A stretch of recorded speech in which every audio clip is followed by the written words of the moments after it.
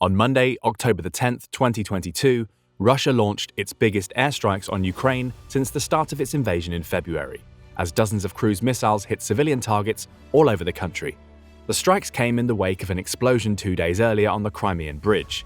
But why is this bridge so important, and who actually blew it up? The Ukrainians or the Russians? Or someone else entirely? And if the bridge is so important, why wasn't it attacked sooner?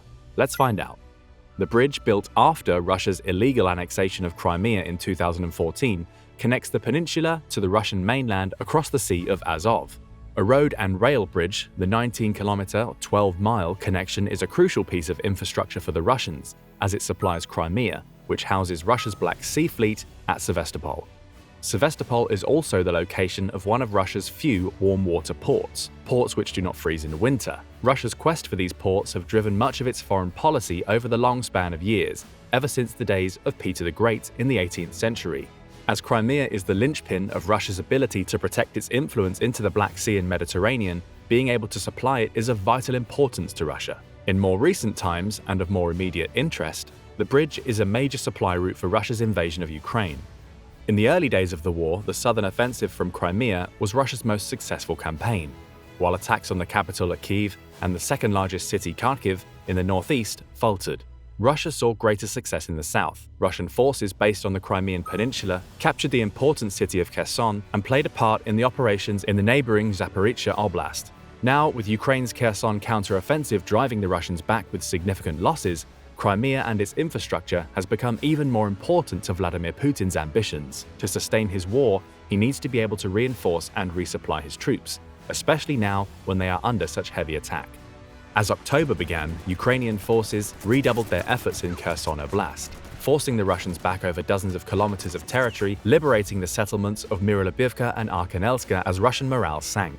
Further gains in Kherson Oblast, including the city itself, would increasingly put Crimea within range of Ukraine's conventional weapons.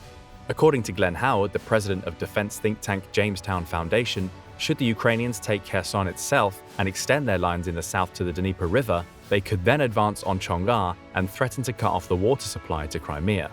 For historical reasons and reasons related to Russia's current invasion of Ukraine, it is vital for them to keep supplies flowing from Crimea to the front lines, and to be able to resupply Crimea from the Russian mainland.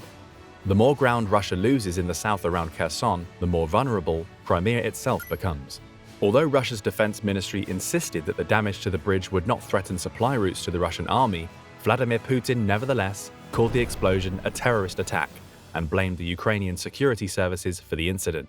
Although traffic was initially suspended, cars and buses were able to resume crossing the bridge by the evening of October the 8th, with railway traffic resuming a little later. The part of the bridge where ships passed under was undamaged. However, some oil tankers did catch fire in the explosion. 3 people were killed in the blast, according to Russian officials. Ukraine denied any responsibility for the explosion of the bridge, but did celebrate it, with Ukrainian President Volodymyr Zelensky saying, "Today was not a bad day, and mostly sunny on our state's territory." Unfortunately, it was cloudy in Crimea, although it was also warm. As the bridge is currently out of range of Ukraine's conventional weapons, the explosion was not caused by a direct military attack, which might also explain why Ukraine hadn't attacked the bridge previously. Video footage circulating on social media appeared to indicate that a truck blew up on the bridge, but according to a former British Army explosives expert, quoted by the BBC, the blast occurred beneath rather than from a truck. He suggested that the explosives could have been delivered by a Ukrainian maritime drone, which would have exploited the fact that bridges are designed primarily to resist downward pressure, rather than upward pressure. Additionally, a small boat was seen under the bridge seconds before the explosion. This incident was not the first such mysterious maritime or Crimea-related episode since the Russian invasion in February.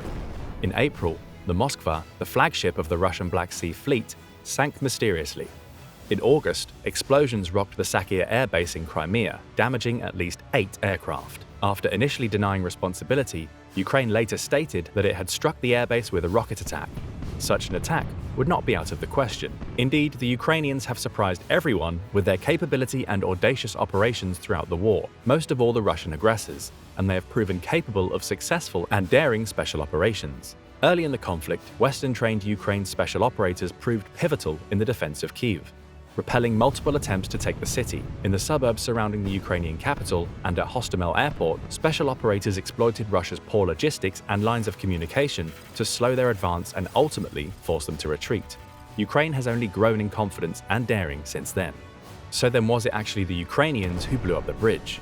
As yet, we cannot be sure about the source of the explosion on the Crimean Bridge. All we can say is that it's not outside the realm of possibility that Ukraine could have pulled off such an operation, and their immediate celebration of the explosion seems to point you towards their endorsement, if not direct involvement. As the war in Ukraine likely grinds on into a second year, and as Russia continues to lose ground in the south, Crimea and the routes to and from it, including the recently damaged bridge, will only become more important.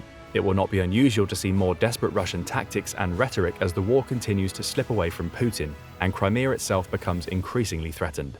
However, that means it's time to increase rather than decrease the pressure on Putin, especially with his popularity falling at home, even within his inner circle. Giving in to blackmail would only incentivize more dangerous rhetoric and tactics of terror.